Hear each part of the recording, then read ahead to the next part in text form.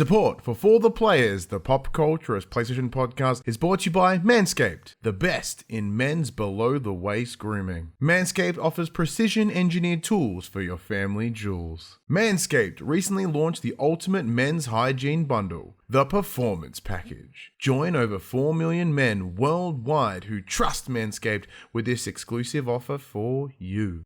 20% off and free worldwide shipping with the code FTP at au.manscaped.com. If my math is correct, and it might just be, that's about 8 million balls. For the Players, the Pop Culturist PlayStation Podcast is fueled by the Man Shake. I lost 30 kilos in 10 months using this meal replacement shake. If you want to support the show and max in my weight loss journey, or to even start your own, click the link in the description below. The Man Shake. Real blokes, real results. For the Players.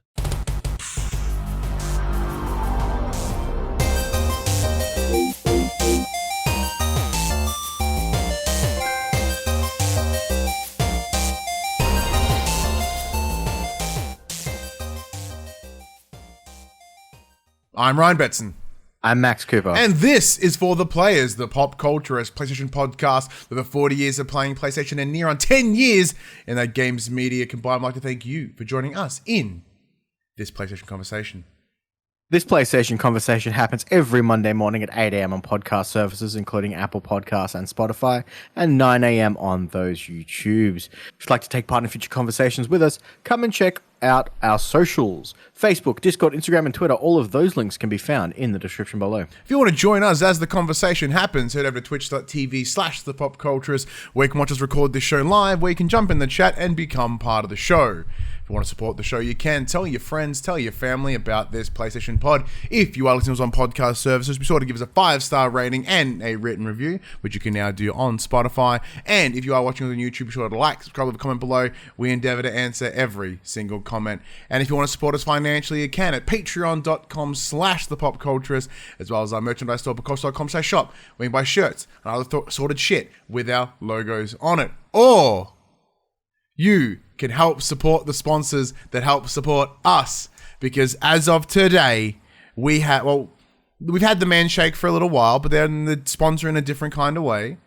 But our first official sponsor for the Players, the Pop Culturist PlayStation Podcast, it's Manscaped, Max. Like every other pod in existence, Manscaped hit us up and we're like, hey, we like the cut of your jib, and we like to cut our pubes. So it was a great conversation, and here we are. We're both shamelessly rocking the shirts. Yeah, look at that. Yeah, I mean, to be fair, it is a ridiculously comfortable shirt. it is a very, very comfy shirt. Now, we'll do the proper ad read later on, but we'll start the show with, this. We're very grateful to have them on board. It's very kind of them. As you can see, I've put all the gear behind me on the shelf. There's the weed whacker, the lawnmower, and the ball cleaner, and then the ball deodorant and stuff like that, which just makes me laugh every time. But it's very, very cool. And the crop preserver and the crop reviver. Come on. Yeah, thank you. Yeah, Max has paid attention.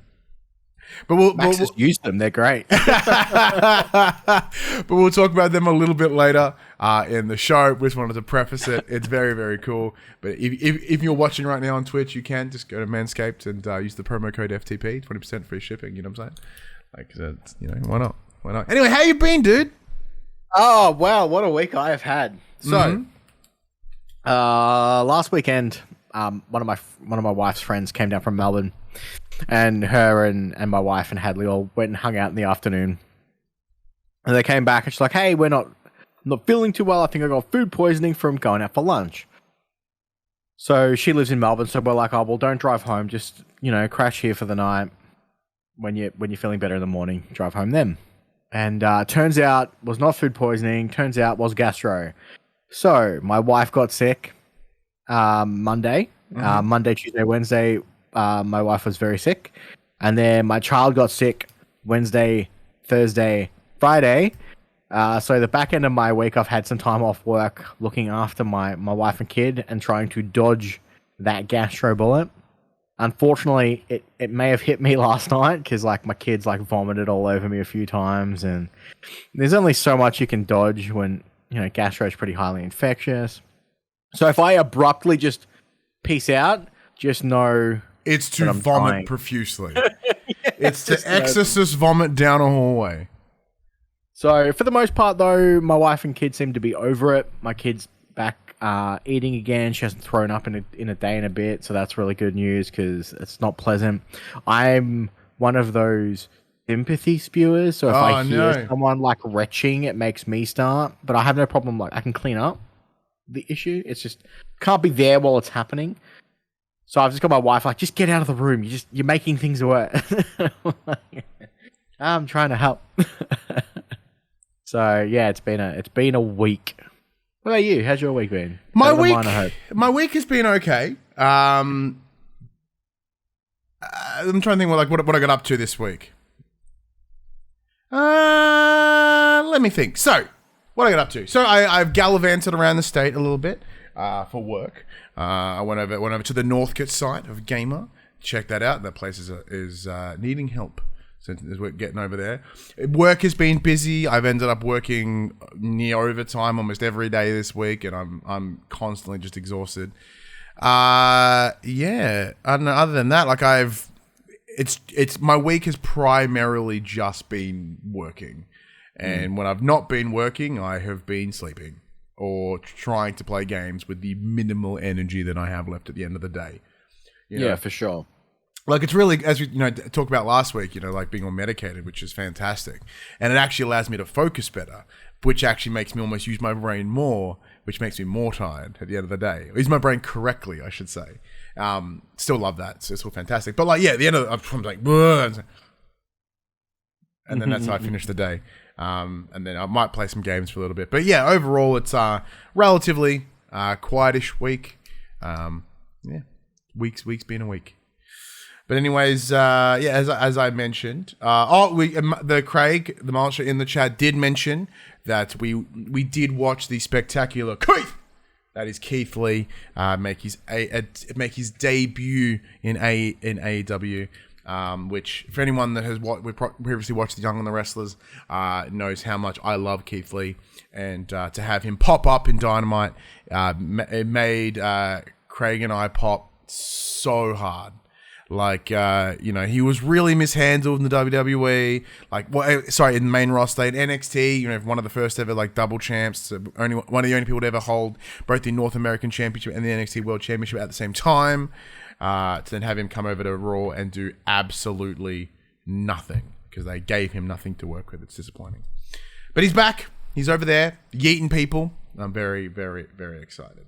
But Max, let's talk about some games that we have been playing. So, to follow on from what I talked about last week, I am still playing Horizon Zero Dawn. I don't know how close I am to finishing it because I admittedly still keep getting distracted by shit along the way. But I'm level 25. I'm going through the storyline. I'm still enjoying myself, having a really, really good time.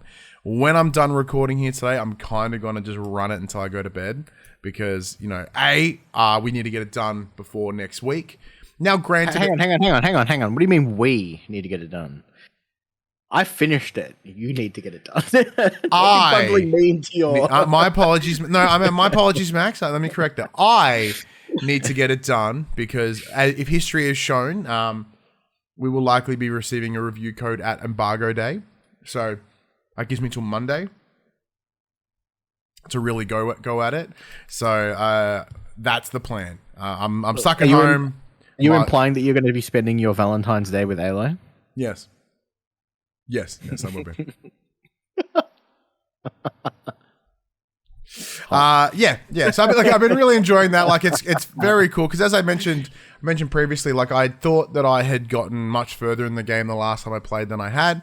Now I'm even further again. I'm like level 25. I've destroyed near on every beastie that I've found. So I'm like my list of slayed machines is ridiculous. Like I took on one of those big thunder jaws again. Like I've done it multiple times now, but like it's almost with ease now. Remember the first time I was like, oh my god, this thing is insane. But now I'm just like, stab. It's like really easy, and I'm really enjoying that. Like that level of growth, I guess, has been really, really good. Sorry, my camera doesn't want to focus on my face for some reason. I understand why, because it's my face, but hopefully it kicks back in.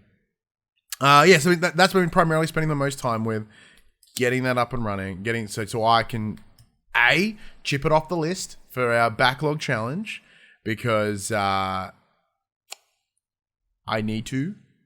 Was that your middle game or your big honking game? I can't remember. No, I think it was my big honker. Because what was it? It was Horizon, In Sound Mind, and was it Red Dead? Did I put Red Dead on there? Yeah, I think Red Dead's the big one then. Fuck. I think Red Dead's bigger than Horizon. Yeah, because I remember discussing Red Dead as a single player. As in the single player, I wanted to finally finish it for the first time. That actually does check out. I'll have to go back. I know, where's Puck? Puck seems to be the one that keeps us in check. Maybe they'll remember. I guess it doesn't really matter. You've got to, yeah. But look, I'm not going to play it. Like, once I start playing Forbidden West, it's going to be real tough for me to go back to Zero Dawn. I can near on guarantee it. So I really have to, push through it. And we'll go from there. We've woken Puck up from his nap. Yeah. They are based out of the US, so I'm surprised that they're even awake. But, Horizon, still fantastic. Looks awesome on the PS5. Nothing new there. One of the other things that we've been playing is Sifu. So thank you to the team over at Kepler Interactive. That's the distribution team. It is the latest release from Slow Clap. It is this kind of it's a brawler, I guess. Pretty easy way to explain it. It's a brawler from the guys that made Absolver. It's hard, it's fun, but it is also hard. Max, how are you finding your time with Sifu? So, I really like the aesthetic of this game. It's set up kind of like one of those old kung fu detective movies. And it's really cool. So, when the game kicks off, it basically allows you to play through what then becomes the overarching story of the game. Which is really cool. I like the way it handles that. The combat is tight. It is very combo based. It's kind of almost like playing a fighting game akin to like Tekken or King of Fighters, something like that, but in a 3D space where you can just move around. The enemies do not hold back. They're not going to come at you one at a time. They'll they kind of mess you up. And there's this really cool sequence early on in the game where up until this point, you've had, the camera generally sits behind you. You can move it around, but you're running around, and then all of a sudden you get basically shoehorned into a hallway. The screen pans out, and it becomes a side scroller, and there's just waves of enemies just rushing at you. It kind of reminded me. It wasn't as many as this, but it kind of reminded me of that scene in The Matrix where all the Agent Smiths are in the corridor and you're just fighting your way through the corridor, smacking, beating the crap out of everyone on your way through. Yeah. The gameplay is really tight. It is very punishing though. So the way the game works is it is essentially a roguelike to a degree where every time you die, you gain age. You age further. So on your first death, you'll age 1 year. On your second death, you'll age 2 years. And you exponentially age as you die.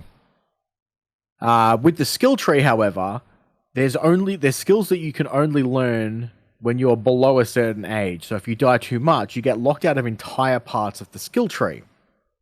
There's also the ability to, if you want to buy the same skill multiple times, I believe it's 5 times, it carries through with you next time. So when you restart a whole run, if you've bought that skill 5 times, it then carries through forever, is my understanding. I haven't played too much of it. I think I'm at the back end of the first level.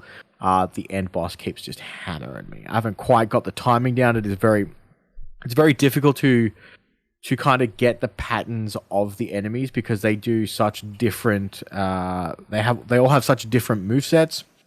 There's mini bosses. When you beat a mini boss, it lowers your death counter, so you don't age as much the next time you die, which is helpful. But it is kind of funny, as you get older, you have less max health but you do more damage because you're more experienced. So you know how to throw punches harder. You can hit those weak points better, but you're old, so you have less health. So although you're doing more damage, you're essentially taking more damage because you don't have as much health to begin with. So there's this really weird risk reward of, do I let myself die a couple of times so I'm stronger, but I have less health? So you can go down like this glass cannon path as opposed to trying to stay alive for as long as possible. It's this weird push and pull. But again, I haven't gone too far into the game. The game's kind of kicking my butt, and I must admit I'm still super deep into Dying Light 2. Well, which I kind of knew was going to happen. Yeah, we'll talk about that but just, more in a minute. Just quickly before you take over, Sifu does this really, really cool thing where they put the tutorial in the opening credit sequence. Yes. And you kind of play this little... what's that word that I'm looking for? They do it in movies where they basically train you during like a montage. Like a montage. You do a training montage during the opening credit scenes. It's so cool. It's very, very good. But yeah. So like I'm with you. Like there are parts of Sifu that I really, really enjoy. In terms of how it's delivered. So it's artistically, it's fantastic. It's kind of this soft, cel-shaded sort of aesthetic, and I find that in the cutscenes, it's almost a bit sharper than the gameplay itself, which makes sense, but it's quite noticeable. I really enjoy its, as you mentioned, its kung fu influences. It's very, what would be like Old Boy, or what would be more commonly known as now would be, so references would be like John Wick or Daredevil or The Raid, I guess. Probably the most similar, most easy recognizable examples, references. I have a lot of fun with it, because I really enjoy running in and just punching kung fu and a combo and picking up weapons, and there's a lot about the fluidity of the combat that I enjoy, because it is relatively simple. It's light, heavy attacks with parries and dodges, and that's about it. But how you use them is very, very important. So it's where it falls short. Now, once again, this is entirely where I stand. I still think the game is brilliant, and I think the game is very much deserving of all its accolades. This is where it's the challenge that I have with it.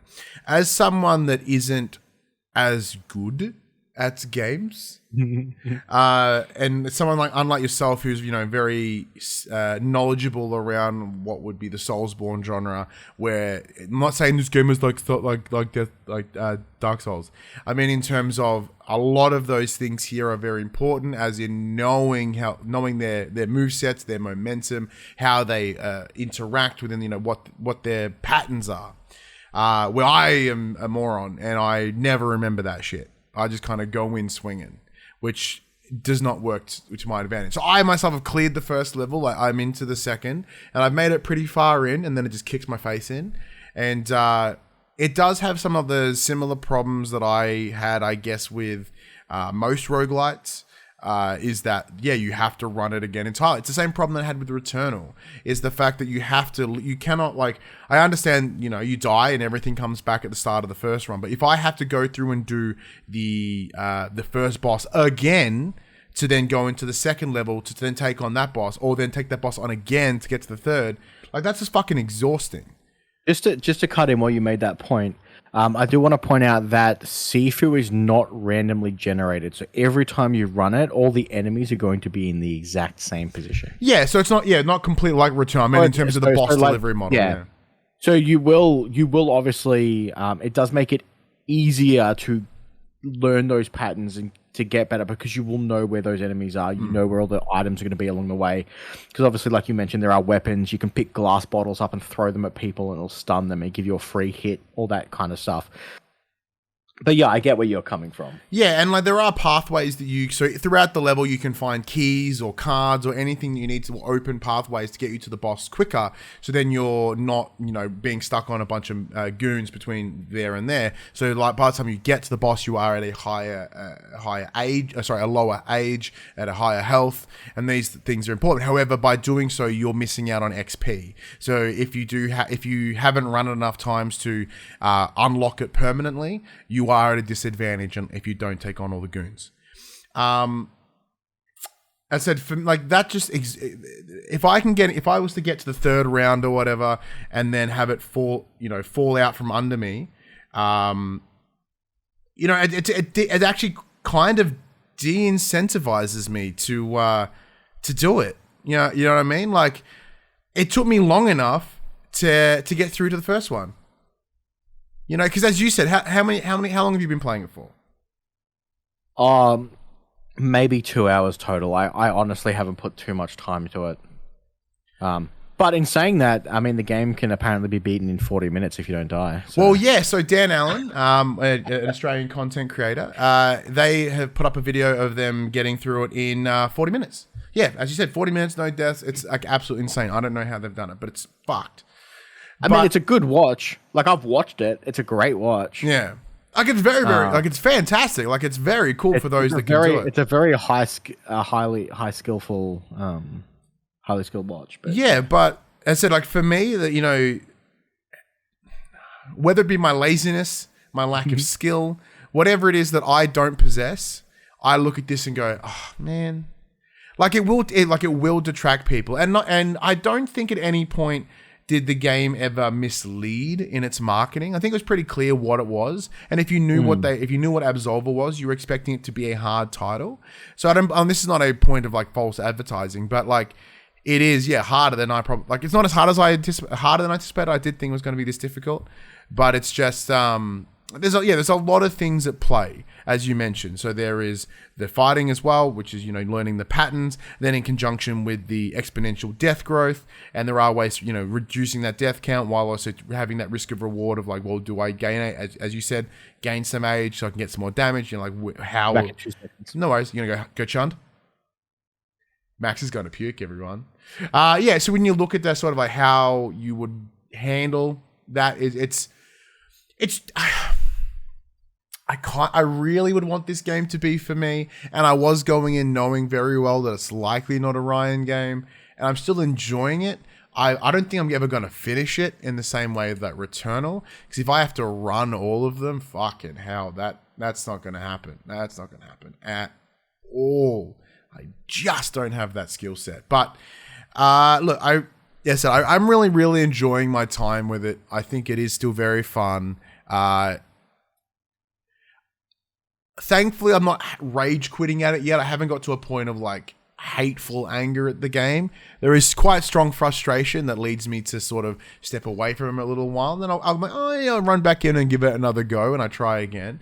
And that I seem to be having a little bit more success with it, I guess, for like a better word. But you know, it's not too bad. It's pretty good. So yeah, once again, big thank you to Kepler Interactive for the review code. We will have more to say over the coming weeks, because I will continue to go back to it, and hopefully I can at least get through the second area, which I can then hopefully get into the third, because there are 5 areas in total, and I'm very curious to see how far I can get. I really don't see myself getting to like before I age out of like the second level. There's a lot of things, but yeah. You have a sneaky chunder? Oh no, my kid's fallen asleep in the car, and my wife's like, I cannot get the front door open. Oh, okay. Like, please open the door for me. So I was just opening the door and getting her bed ready for her. No worries. But yeah, so there we go. That's the Sifu. We said we'll have more to say. This is just more of a quick review, initial review, because we're not going to get done. The other thing that we've been playing is OlliOlliWorld. Was another one that was the code provided to us by the publisher. So big thank you to them. OlliOlliWorld is the third, I believe, in the OlliOlli franchise, where previously it was a series of just levels where you would exponentially, you know, take on challenges as a skateboarder. You know, it's a side-scroller skateboarding game. They've now pumped it up. We talked a little bit about it last week. They've expanded the world to Radlandia, and they've added a bunch more story to it. Visually, it's fantastic. You said you spent some time with it this week, Max. How are you finding OlliOlliWorld? So I'm still in the first segment of the world. The game's still really fun. It's in its simplest form, it is a side-scroller skateboarding game where you essentially have a set to-do list essentially in the levels. So it might be trick over X object X amount of times, do it without hitting any checkpoints, all that fun stuff. The gameplay's still really tight. I'm looking forward to playing it more, but again, just Dying Light 2 is kind of taking all my time this week. I feel really bad. I have so many games that I want to play at the moment. Like, OlliOlliWorld's on my draft list this year because I was really looking forward to it. Dying Light 2, I'm pretty sure it's on my draft list as well. Really looking forward to that. Sifu, has been fantastic, but I just haven't had the time to sink into it at the moment. And yeah, OlliOlliWorld is my game that I'm doing I've got 15 minutes before I have to go to work, so I'm gonna do a run or two. Because the levels for the most part are fairly short. You can bowl a couple over.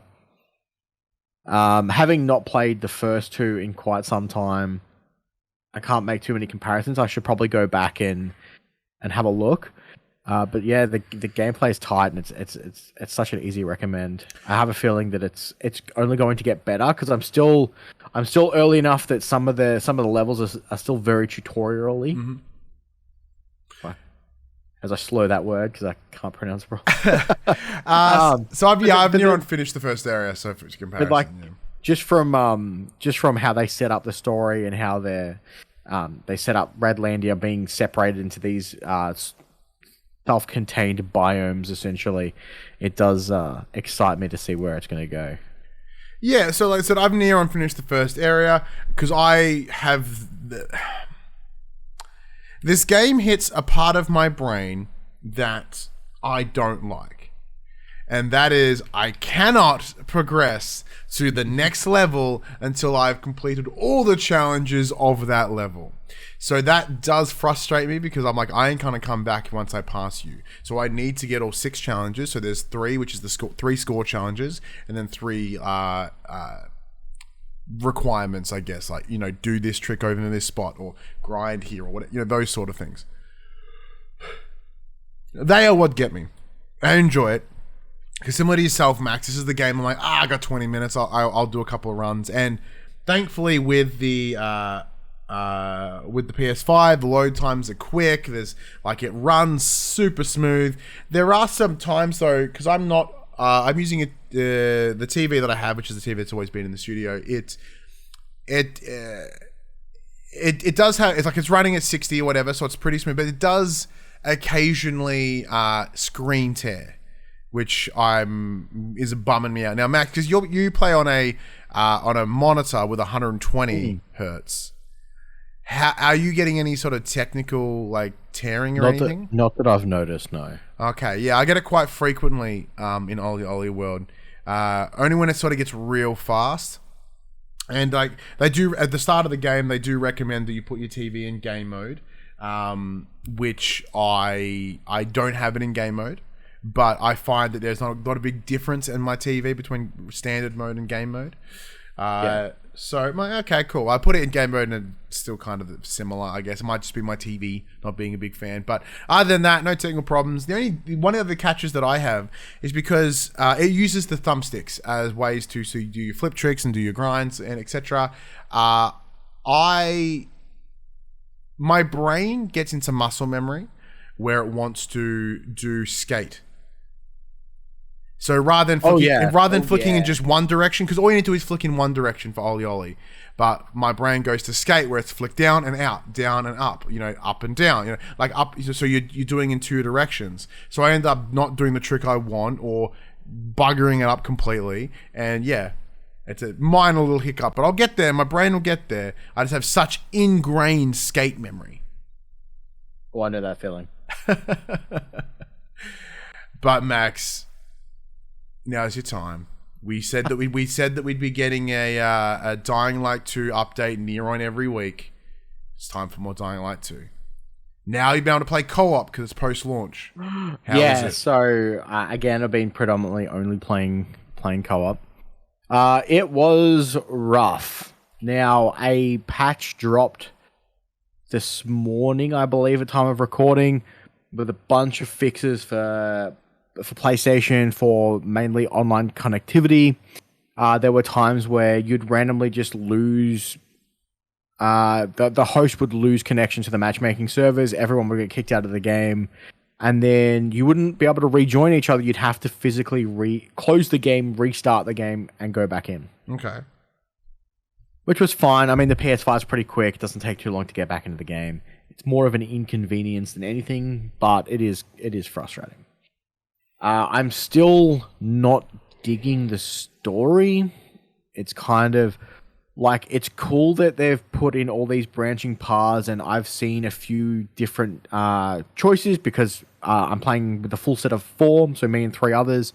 There's been times where only a few of us are on, so we've been playing, we're all at different areas of the story. So the one thing that they changed from the first game to this game was, in the first game, if you played cooperatively and you finished story content, if you went back into your old world, into your own world and played solo, if you weren't up to that point, it would say, hey, you've played all these missions before in multiplayer. Would you like to skip ahead to the next story beat that you haven't completed? Mm-hmm. Which was cool. They don't do that here. Now, the benefit is you get the mission rewards again. You don't get the XP, but you get the mission rewards, so that's kind of cool. But there's also that tedium of, now I have to replay the story, but it's also been a kind of saving grace because it's allowed me to pick different beats along the path that we as a group picked the first time. Because there's a lot of choices, like dialogue choices and stuff, isn't there? Yeah, and that does vastly change how you play depending on who you're aligned with, whether it be the peacekeepers or the law enforcement or the just the survivors. So, you know, it's fine. The gameplay does vastly change from the first one with the no longer having guns. Bows and crossbows are like the most high-tech things you're going to get your hands on, which is kind of cool.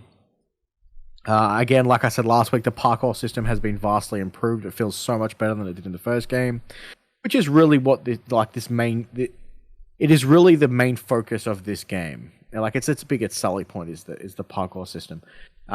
It is frustrating going and playing a different game after Dying Light because R1 or right bumper or however you're playing it is jump in this game. Obviously, to give you the freedom of movement to have both thumbs on the thumbstick so you can look around. But then I went and did a run of Returnal afterwards. I kept pushing R1 to try and jump. I just died straight away. So there's that. There's that. So I'm probably about, I'd say, close to 30 hours in now. I've just unlocked a few more of the Night Runner tools. So one of the new additions is a paraglider, which is cool. It allows you to traverse the city a lot easier because the city this time around has much more verticality in it than what the first game did. They've brought back the grappling hook from the first game, but it works very differently. Where in the first game, it was kind of like Batman's grapple hook, where you'd shoot it and it would pull you towards where you anchored it. In this one, it's literally like an old school rope and grapple hook, so you can attach it to things and swing. Okay. Now you can upgrade them and you can kind of pull yourself up on it, so you can kind of use it to climb up vertical surfaces, but it is tricky. But yeah, the game's still so much fun. It is a shame that the story is not hitting me too much. It's suffering from that. You have early on in the game, you have a very specific thing that you want to get done, and that's find your sister. And it suffers from what Fallout and every other open world game does, where you're like, this is so important to me, but I'm going to go get some honey and some flowers over here. Yeah. And I'm going to help this guy find his book. And I'm going to go get this person some shoes. And then this person might be able to help me find my sister if I help him do this whole thing. And yeah, it's a shame because obviously, this game at one point was delayed indefinitely. I'm super glad that it did come out. I'm still really having a good time with it, but I think the main thing that's making me have a good time with it is the co-op gameplay and the gameplay of the game itself, not so much the content of the story. Okay. Oh. If that makes sense. It does make sense because it's for not really. It's more fun to play than, yeah. Well, because I that's one of the reasons that you loved the first Dying Light so much was that co-op multiplayer story experience. I'm a sucker for a co-op game.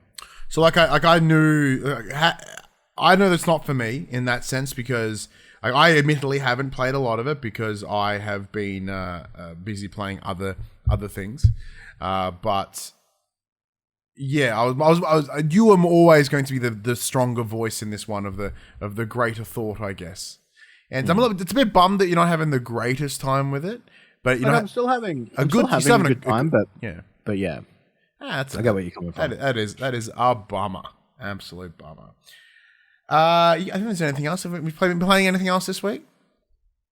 No, that's pretty much it. Yeah, me too. I opened up Destiny 2 with the expansion coming out in like a week and a half. Yep. And went, oh, there's still no new story content. Bounced. And then turned it off. And then bounced. I'm like, I'll just wait. Not bad. All right, well, let's get into our ad read section, it seems. So, for those who don't know, over the last 18 months, I have lost over 40 kilos using a product called the Manscaped. It's a meal replacement shake that I am an ambassador for, and as a result, they help support this show. Max, too, has also been on a weight loss journey. We have this section every week called our Get Less Fat Update, where we keep ourselves accountable of how our week has been. Max? Yeah, obviously with your vom fest this week. We've barely been eating in this household all week, so just copious amounts of water. Well, that's good. You know, I mean, I imagine you've lost weight this week then. Maybe. But yeah, it's been rough. So fucking B's giving me shit in the chat. Don't ban him. He's Mod B's is good dude. No, that's cool. I recognize him from Jerd's. Yeah, from Jerd. Yeah. But yeah, I'm in a similar boat. Like this week has just been survival. Like it's one of the weird downsides of my medication is that I just forget to eat because I'm busy. My brain's thinking. Not like they talk about how Ritalin can be a hunger suppressant. But I presumed in the idea that it would stop you from eating because you're not hungry, which I guess is kind of accurate. It's not an appetite suppressant. It's just you kind of got other things on your mind. You just focus it gives you the ability to focus elsewhere. So then my body kind of goes, hey, you're hungry. Like we are hungry to the point that you have to focus on us now. I'm like, no worries. Thank you, buddy. Let's eat now. And admittedly, I have been eating less. Like on a daily, I'm just gonna be skipping meals, and I'm like, oh shit, it's shake time, and then I'm like, oh, nope, I missed my snack or whatever. But anyway, look, if you want to support us on our weight loss journeys, or maybe even start your own, you can. There is a link in the description: bit.ly/FTP Manshake. You don't have to buy anything; just click the link. It helps support the show. But Max, as we mentioned at the top of the show, this show for the players, the Pop Culture PlayStation Podcast, now has a sponsor. It appears that we have a theme in the brands that we work alongside, is that it's man focused, I guess, but not accent, superly gendered or whatever, but. The team over at Manscaped hit us up in the back end of last year and we're like, hey, we like this. We like the cut of your jib. We'd love to organize something. So they did. They have sent both Max and myself out the performance package, which is the package that is behind me on the shelf here. Now, Max, did you bring yours in the room with you? No, I don't have mine. Mine's currently drying off because I used it this morning in the shower. So it's all wet currently and drying Well, in that off. case, let me reach back. Over here. So the big thing that they're promoting at the moment is their Lawnmower 4.0. It is a body hair groomer. It's down for all your man parts, but your body hair, your chest hair, your tummy hair, your back hair, your ball hair, your gooch hair, you name it. It's probably going to help you over there. It also comes with the Crop Preserver, which is a ball deodorant, and a what is it called? The Crop Reviver, which is a toner spray for your front area. Now, I was like, toner, like a printer toner? Like, am I going to make my ball sack darker? Like, is that what I'm going for here? No, it's more like a toner is something that you would use, I say, for more traditional non-dick circumstances. It's like, say if you had taken all your makeup off, you'd spritz the toner on your face and it would kind of help the skin.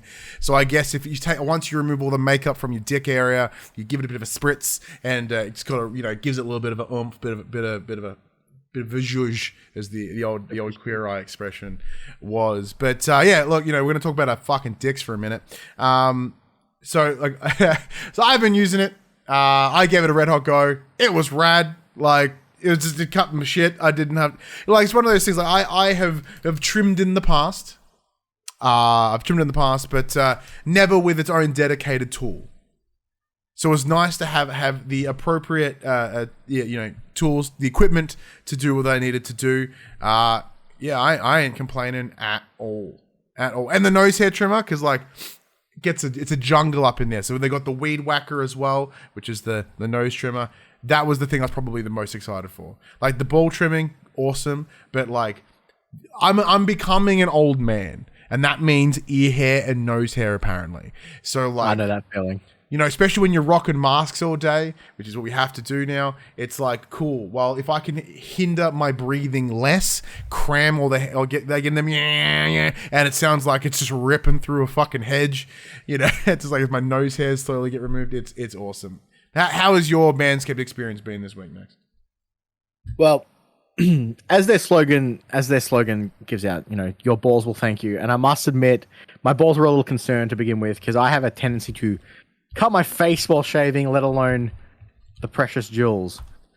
So I had to talk myself into it. But I must admit, very easy. There was no snags, no nicks, no cuts. I used one of the. I didn't want to go too crazy. I did put one of the head guards on. Mm-hmm. So just a small trim and tidy it, you know, general tiny up. Big fan of the preserver. The after use cream was quite nice. You know, gave it a little zhuzhing afterwards. Bit of a, you know, like a. But again, like you mentioned, the nose hair trimmer was a brilliant, much needed. The one thing I really enjoyed about this, and one thing I really liked, is the ease that you can take everything apart and clean it out. So these are all waterproof. Or you shower safe, so I, you know, did it in the shower, makes it easier. And then you literally just push on the blade head, folds back, take it out, and get your little brush in there, get everything out. You let it dry out before, you know, obviously putting it back in its charging dock. It worked much better than I was skeptical at first, but I am now completely sold, and I'm looking forward to the next trim. I even decided to. I ponied up. I've signed up for their monthly care package. So it is recommended that you change your blades for hygiene purposes once every 3 months. Mm-hmm. So I've signed up for once every 3 months, I will get a new set of razor heads for both the lawnmower and the weed whacker. And I'm also going to get some extra ball toner. So very nice. Big win there. Yeah, I'm all in now. So yeah, I did dive a little bit into the extras as well. I picked up the ball wipes purely because I thought it was fucking hysterical. The idea there's a little wet wipes for your crutch.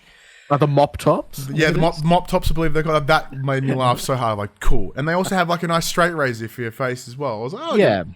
I'll give that a go. Why not? Because like they do kind of the range itself does sort of cover everything you'll need in terms of body hair, sort of managing. And it's interesting. Like it's not that I said and personal hygiene in general. Yeah, personal hygiene. And as someone like I have done that stuff in the past before, but it was really weird. Like having that moment, you know, like it's all trimmed and like no one sees that area really, but like I did feel a bit more confident. Like, you know, like I was like, oh, well, that's trimmed. Like it smells nice down there. Because, you know, it's summer in here in Australia. It's fucking, it's just swamp city down there on a hot day. It's gross. But at least one of the things, like, even when I was a fat dude, one of the things I was always conscious about was being a smelly fat dude. I never wanted to be that. So, like, knowing that there's at least, you know, with a lot of stank that can continually come out of your front area, you know, it's kind of a good thing that there's at least something that can make it a little bit nicer as well. All right, but there we go. So this is the actual ad read part. So for the players, the Pop Culture PlayStation Podcast is brought to you by Manscaped. They are who are the best in men's below the waist grooming. Manscaped offers precision engineered tools for your family jewels. They have recently launched their ultimate men's hygiene bundle, the Performance Package, which is one we discussed before. It comes with the lawnmower 4.0, the ball toner, the ball cleanser, the little tote bag behind it, the paper to catch all your ball hair, so it doesn't look like someone fucking threw half a cat near the toilet or left it on the bathroom floor.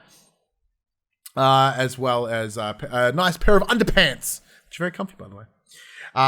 Join over 4 million men worldwide who trust Manscaped with this exclusive offer. If you head over to au.manscaped.com and use the promo code FTP for the players, FTP, you get 20% off your order plus free worldwide shipping. And if I do my math, and I believe it is correct, on average, that is about 8 million balls that are currently being kept by Manscaped. So that is 20% off plus free shipping, and that's across the board as well. So not just the performance package, anything you pick up, 20% off. It's not. Just a quick add-on to that as a PSA. They're currently everything's currently on a 45% off sale at the moment, and our code will apply on top of that. So go out there. Do your balls a favor. They will thank you. Yeah, just sort of do it out there. It's nice. Look, the deal's right there. It's nice and tidy, just like our ball sacks. It's back to the show. All right, Max. Let's get into the section calling the form the players. We tell you about what happened this week in PlayStation. I cannot believe the opening of our show now goes for 50 minutes before we get to the. It only gets worse. Like we just more and more. All right, let's kick off with some Sony news. First up, we have the PlayStation 5 firmware update. Sony released a new PlayStation 5 firmware update beta earlier this week with a full global rollout scheduled for later this year. The emphasis on the new system seems to be on parties, which people may recall causing an uproar a couple of years back when Sony made the unexpected changes to how they operate. Sony has said that it was looking into this at the time, and this seems to be that response. You will now be able to create open and closed parties across both PlayStation 5 and PS4 systems. Essentially, an open party means that anyone can join as long as you're friends with an existing party member. As you'd expect, closed parties will require invitations. To accommodate this, the game base on the PlayStation 5 has been given a refresh, with new tabs allowing you to toggle between friends, parties, and messages. There are other quality of life improvements, such as easier access to share play and some alterations to the friend requests interface, which will make it easier to decline them. You will be able to pin most played games to your crossbar now. In addition, the trophy interface is also being given another visual overhaul, while Sony is adding optional voice commands to the new-gen console, although this will be limited to English only at first. So, is there anything in here that's really jumping out at you? Obviously, you quite frequently use the party chats and stuff, so... I've gotten used to how the party chats work. It's kind of fine. It was annoying to begin with, but it's all right. The big one for me is now the new trophy interface looks pretty good. It does look like it's easier to track your trophies and stuff now. There's no word on when this will drop for the general populace.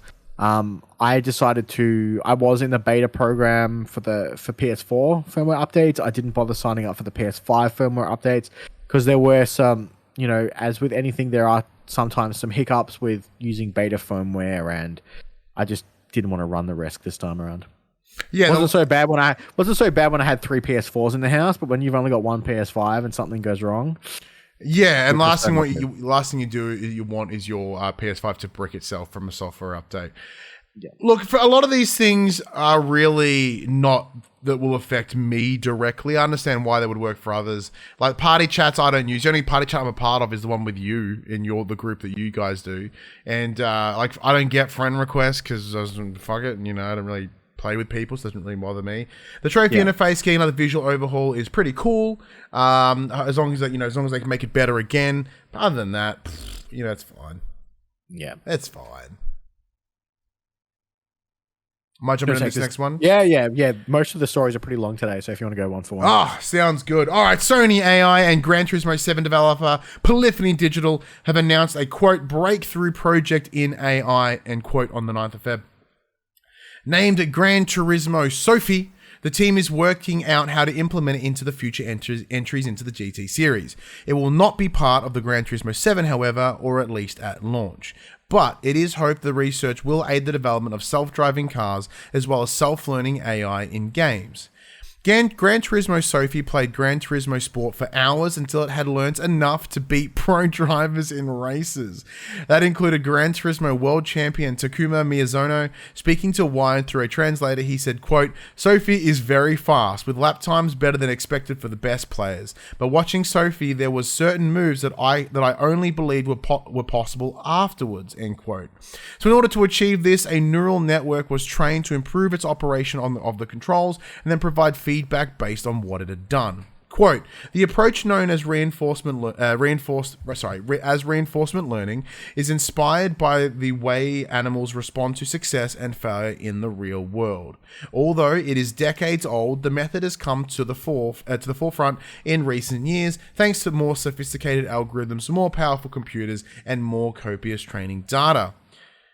Kazunori Yamauchi himself, the creator of the Gran Turismo series, explains the most impressive thing about Sophie is its ability to avoid incurring penalties. The technology is planned for, quote, future versions of the game and is likely to be used to help novice drivers get up to speed and the veteran racers to further improve their craft. Quote, Sophie takes some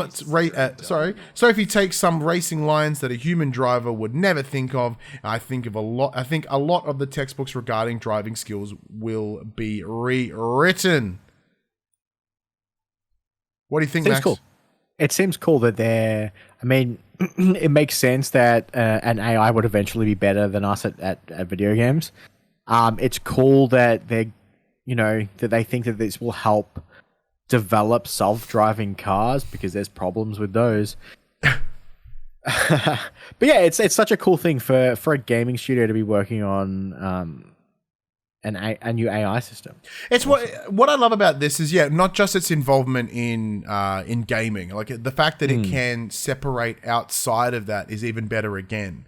Yeah, like that it has a real world use case. Yeah, and it's the same. Like one of my arguments for the longest time when it comes to VR is that its use and potential is way greater than gaming, and some of the AI and the learning and the things that we can see within games development, it's great to see it get external use. Now, does it concern me about AI car driving? Yeah, it's the same idea of like, do you hit 5 people or 1 person? It's like that whole kind of the tram track thing again, and like, I do love the idea that it's going to be scalable, I guess, in terms of a game use example, where it'd be good in a way to help up and coming people in the GT series, but then also add a bunch of challenge for the veterans, for those that have the seniors, the ones that have been playing for a very long time.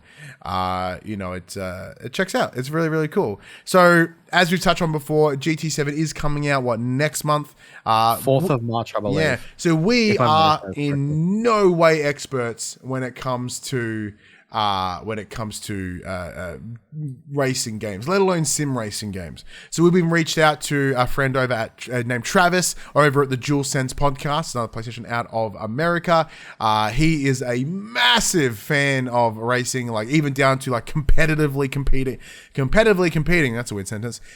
In Gran Turismo tournaments, etc. They're going to come on the show and we are going to really break down GT7. So it'll likely be an episode of More the Players. And we will go to all the nitty and gritty from at least from the casual side from us, and potentially the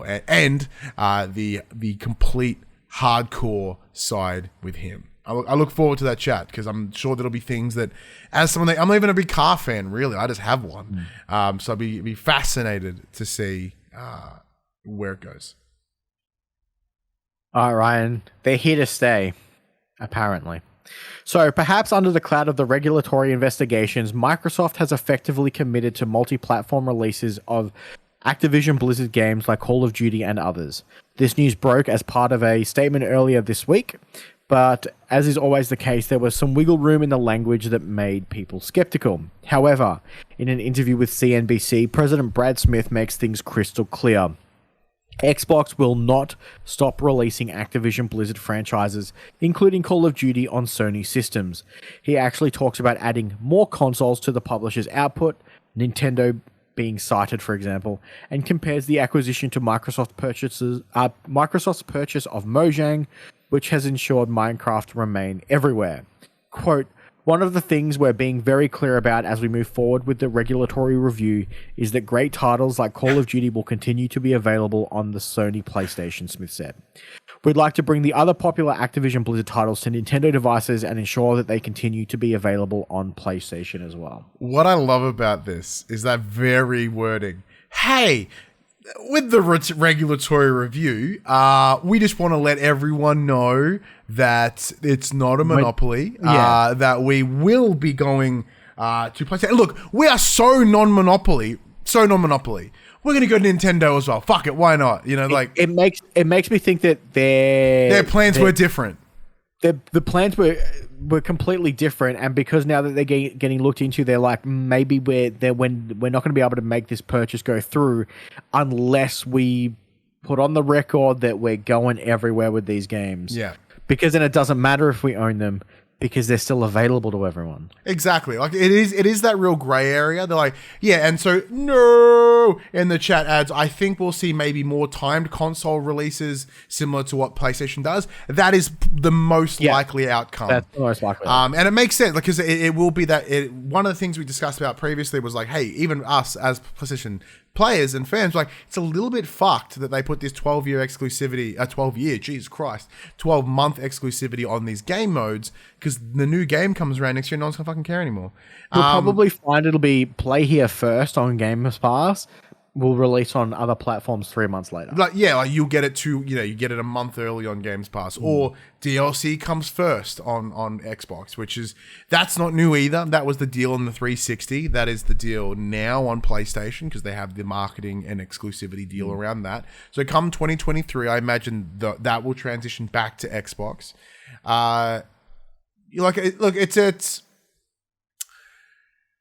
Because we discussed it 2 weeks ago now about. I believe I was confident that they were going to try put into exclusive, the tactics once again with Phil Spencer and talking out both sides of his mouth. It to me, like, Call of Duty is going exclusive, mostly because the stance they had at the start of the generation was, games are for everyone, but also not really. But they are for everyone, but not now. So like, I was very, very open to the idea of them just locking it all down.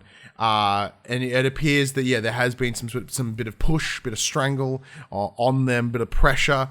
Because like having the FTC, they normally look over these deals anyway. So unless they have something that they should have been concerned about, why would they make this change?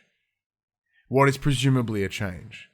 Because I don't know about you, if they weren't going to do this, if they were going to do this, why not announce it on the day you announce the acquisition, like Sony did with Bungie?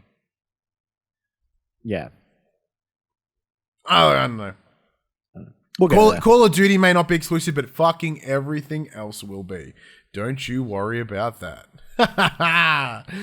Rumor time, Max. This one is for you. This one will get you a little bit excited. Remember when and before we jump in though, quickly jumps in with the chat. It says, but then some games, Gears of War, you see a massive revival. Gears of War or God of War, could be either. You see a massive revival surge and see a more all-round polished release, seeing they focus on one or two at a time rather than all of them. God of War. Good of War. Wish the game was called The Good of War. That'd be a much interesting game. Now, Max, remember that big NVIDIA leak in September last year that had everyone salivating over the crazy-sounding projects like Final Fantasy IX Remake and Final Fantasy Tactics Remaster? Remember that? Oh, yeah. Yeah, I bet you did. Yeah, you did. Well, I think there was other stuff like Monster Hunters and some other crazy stuff. Dude, the amount of things that are coming that are slowly coming out as real from that NVIDIA leak is actually insane. They're all listed in this story. We really need to go back over that list because Oh, yeah. Well, they may not be so crazy, Max. Wink.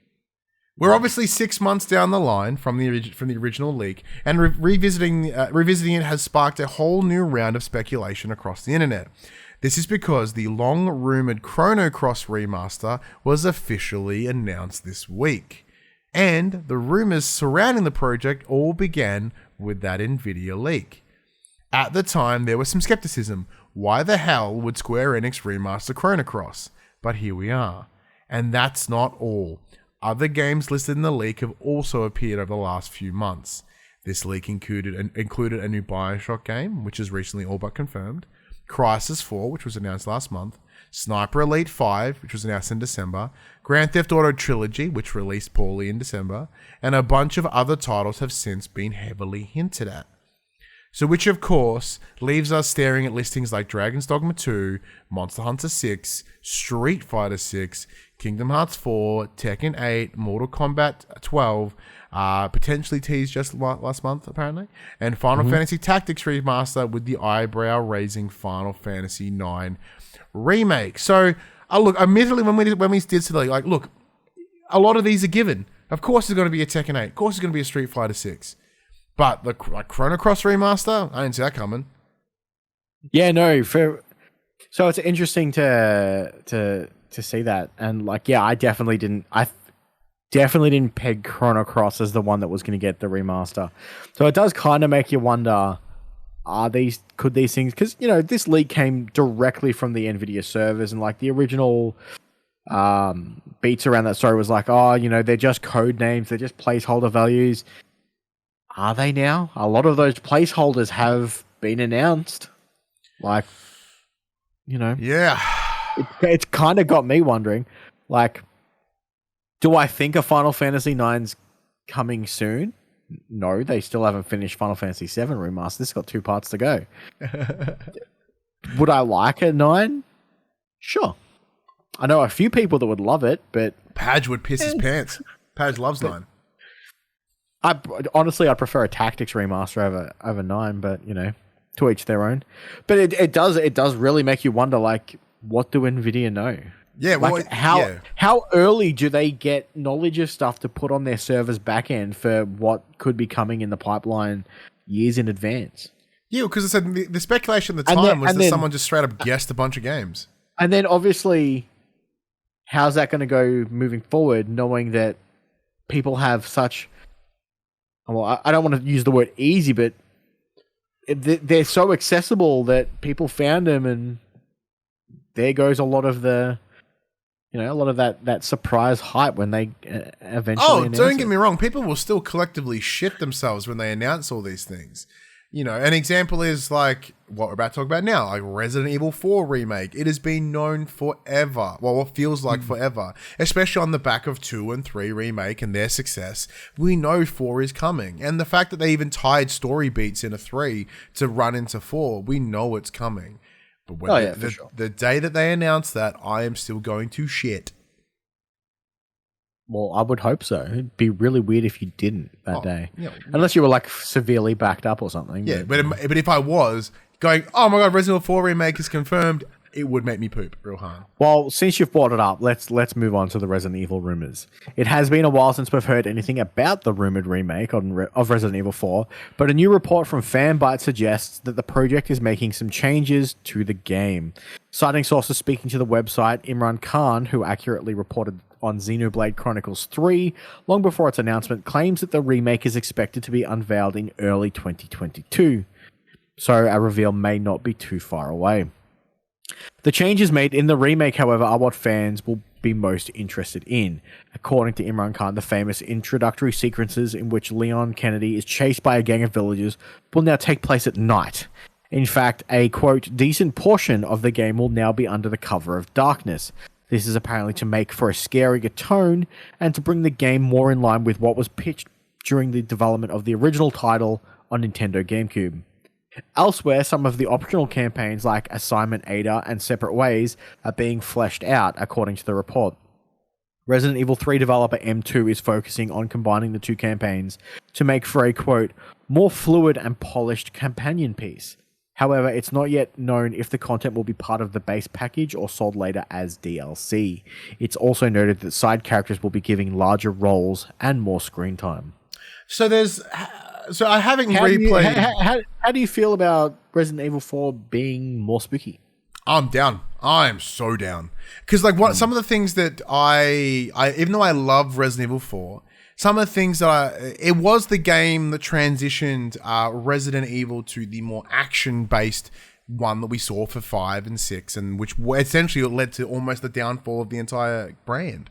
So to have it get a more spooky vibe, I think will realign it with what 2 and 3 Remake were delivering, return it to its roots a little bit, because like the way that we're seeing these remakes, they are essentially soft rebooting a lot of the lore. They're removing a lot of the side games, a lot of the side, all these appendages that are on the lore that add asterisks and make it blurry and messy. Like they're all slowly being taken, like, sifted away, which is good because they got way too complicated.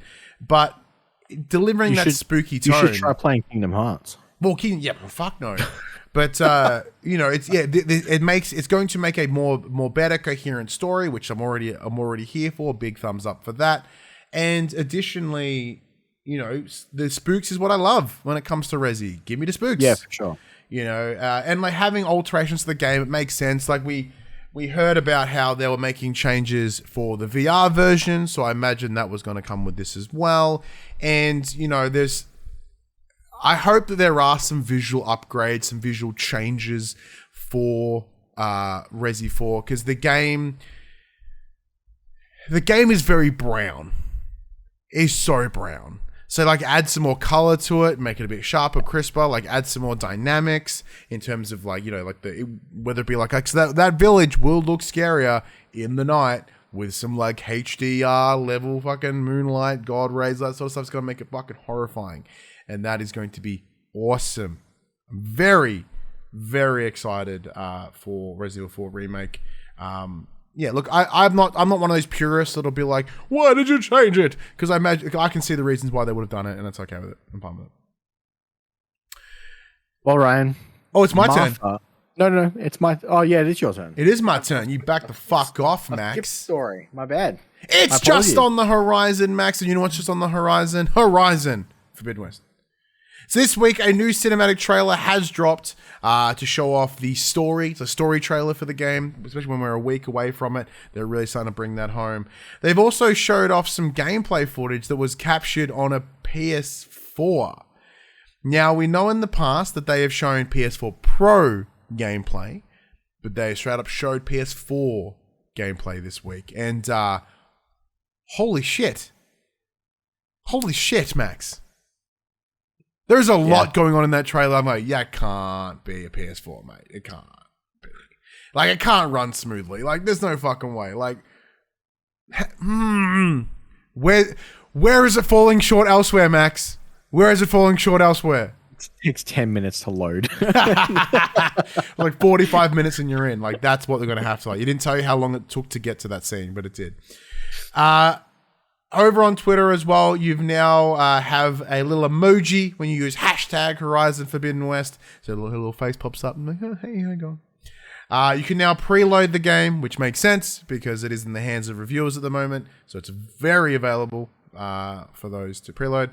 And just ahead of the launch of Forbidden West, they did announce that Horizon Zero Dawn has hit over 20 million sales across the PS4 and the PC. An exceptional turnout for the game. But I do wonder whether that's including the time they gave it away for free, which I imagine a lot of people downloaded it when they did that. We're talking about sales here, not units. So interesting. Let's do a temp check, Max. How keen are you for Horizon next week? Yeah, very much so. Yeah, I'm fucking hard. It's so hard. Yeah. It may be the game that pulls me away from... Well, then Elden Ring's the week later, so it won't pull you away from Elden Ring and Destiny 2 are dropping like days after this game. Yeah, we're a bit fucked. But then again, thankfully, the back end of Feb is still busy, and then March is still busy. But like, I'll have WWE. Will be Tiny Tina. Like, it's a much smaller March, but it's fucked. Fucked. All right, Ryan. Next up, Martha is censored. Martha is Dead will be censored on the PlayStation 5 and PS4. Publisher Wide Productions has announced. The potentially, quote, distressing horror game will release unedited on other platforms like Xbox and PC, but the company states that, quote, it is with regret we have had to modify the experience on Sony's consoles with some elements no longer playable. Now, have they specified anywhere what was missing? I'm gonna pull up. They posted one of those stereotypical pictures with words on it on Twitter, so I'm just gonna go over there real quick. I thought it was something about hanging dong or something, but Martha is Dead is a narrative adventure recommended for adult audiences only, with play consisting of potentially discomforting scenes and themes that may distress some players. Both Wired Productions and LKA have always been open and honest about Martha is Dead content, with the sensitive depictions in play consistently communicated to the media since the game was announced back in 2019. This content is also flagged clearly and repeatedly within the game itself before play begins. It is with regret that we have had to modify the experience on PlayStation consoles, with some elements no longer playable. After over 4 years of passion and hard work, developer LKA now requires extra time to make these unplanned changes. Martha is Dead, as a result, will still launch digitally on both PlayStation consoles Thursday, February 24th, but the physical retail release will be delayed to a yet unknown disclosed date, although we anticipate this to only be a small number of weeks. Our physical edition will still contain the bonus content of a double-sided poster, digital tarot cards, and Martha is Dead digital EP. We will update players with the date we ship this edition as soon as we have the information. Those people playing on PC and Xbox, the version of Martha is Dead, are both unaffected by these developments and will launch with the full unedited gameplay as planned. We look forward to players experiencing the work of LKA on February 24th, 2022. So my initial assumption was some sort of sensory sort of like, hey, can you please remove this fucking person with their boobies and penises out and stuff like. But that sounds a little bit different to me, or am I mishearing? Or it sounds like development concerns rather than hanging dong. Just looking through some of the Twitter comments, and some people mentioned, referenced that there's a scene where you cut off someone's face, you wear it, like a face-off situation. Hot. It's weird that it's only being censored on PlayStation consoles.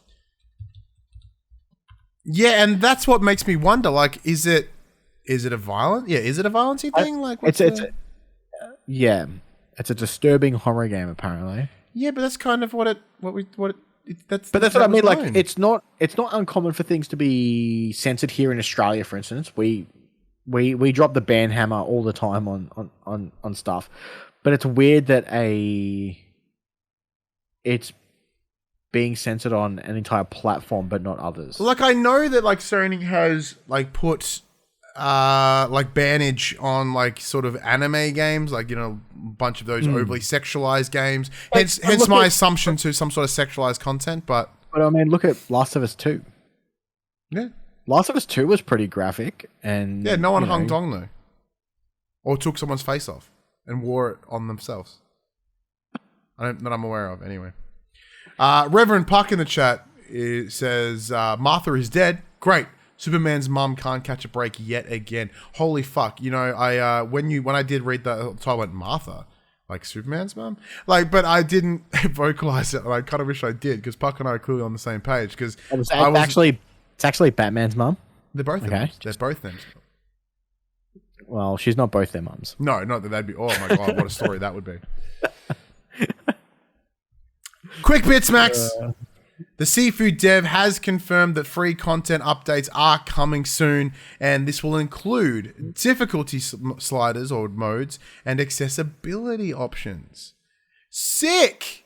You know, because saying this right now, I will unapologetically reduce the difficulty of the game. If that will allow me to finish it, you know I'm doing it.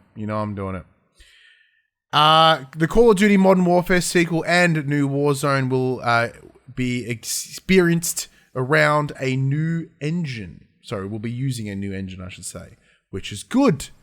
Because I think they've been using the same Call of Duty one for a while now. So, yeah. Sick. Why not? Fantastic. The long-rumored Chrono Cross, we've already discussed that. The Chrono Cross Remaster is real. Its goodies will be called the Chrono Cross, the Radical Dreamers Edition, and it will be coming to your PS4 on the 7th of April. This doesn't surprise me, but it essentially says, what the fuck is wrong with you people, including myself, because I bought it. The busted GTA remasters have sold over 10 million copies. So this is why they don't make games anymore. They just fucking hockey those ones because it's Jesus Christ. The game's fucked and it was still sold 10 million copies. That's goddamn ridiculous. I'll do the top 10 to get your new releases. I know you like your new releases. I like my QUICKBITS too, but you took them. Yeah, suck it. That's your fault. That's your fault for spacing it out, brother. Here are the top 10 best-selling PlayStation 4 games for the week ending the 6th of February 2022. Number 10, just scraping in it seems, FIFA 22. Number 9, Madden 22. Number 8, Spider-Man and Miles Morales. Number 7, It Takes Two was on sale this week. Number 6, NBA 2K22. Number 5, God of War. Number 4, Red Dead Redemption 2. Number 3, Grand Theft Auto 5. Number 2, Call of Duty Vanguard. And number 1, Dying Light 2, Stay Human. Upcoming titles we have Infernax on PS4 coming February 14th. Dynasty Warriors 9 Empires PS4, PS5 February 15th. The King of Fighters 15 PS4, PS5 February 17th. Fluffy Cubed PS4, PS5 February 17th. And the big one this week, Horizon Forbidden West PS4, PS5 February 18. It's pretty much the only one I'm looking forward to this week, Max. All the others can eat my bum. Sure. Especially Fluffy Cubed. I don't know what that is. Thank you for joining us, everyone, for this episode of For the Players, the Pop Culture PlayStation Podcast. We always come into a PlayStation. It's always fun. I love having you all joining us live here on Twitch or in the your podcast service of choice. However, you choose to consume the show. As we say, time is the most precious thing that you can give someone, and I appreciate you giving your time to us. Now, quick reminder, as we said, we do have that new sponsor of the show, which is Manscaped. If you would like to support the show and trim your front area, because look, it's called Manscaped, but honestly, it's kind of humanscaped. You like this because it doesn't detect that it's not your ball sack, and then turn off. Like you could use your vagine or your butt or your boobs, or like don't have hairy boobs, I guess, or your beard or your face. Maybe not after you've done your ball sack or your gooch, but like you could use it on your face. You know, if you want to get a good beard trimmage. Head over to au.manscaped.com, put in the promo code FTP, it's on checkout, and you'll save yourself 20%, while also free worldwide shipping. Your balls will thank you because they'll look good, they'll smell good. And Valentine's Day is coming up, Max, and if someone has to look at your shit, at least make it be nice, I suppose. Santa's on home. Well, everyone, this PlayStation conversation happens every Monday morning at 8 a.m. on podcast services, including Apple Podcasts and Spotify, and 9 a.m. on those YouTubes. If you'd like to come and... I just completely threw myself off. Well, it's because BZ in the chat just goes, you can also be used for pet care. Shave all your pussies and your puppies. Oh, BZ. If you'd like to come and chat PlayStation with us, come and check out our socials. Facebook, Discord, Instagram, and Twitter. All of those links can be found in the description below. If you want to join us as the conversation happens, head over to twitch.tv/thepopculturist, where you can watch us record this show live, where you can jump in the chat and become part of the show. If you want to support the show, you can. Tell your friends, tell your family about this PlayStation pod. If you are watching us, listening to us on on podcast feeds, be sure to give us a 5-star rating and a written review, which you can now do on Spotify. If you are on YouTube, be sure to like, subscribe, leave a comment below. I endeavor to answer every single comment. If you want to support us financially, you can at patreon.com/thepopculturist. Also, our merchandise shop, where you can buy shirts and other assorted shit with our logos on it, or you could support the brands that support us. But until next week, I'm Ryan Betson. I'm Max Cooper. Fuck, I was distracted there. And that was For the Players. What caught your attention? What snapped you away? My kid's losing her shit. All right, fuck, let's get out of here. Bye, everyone.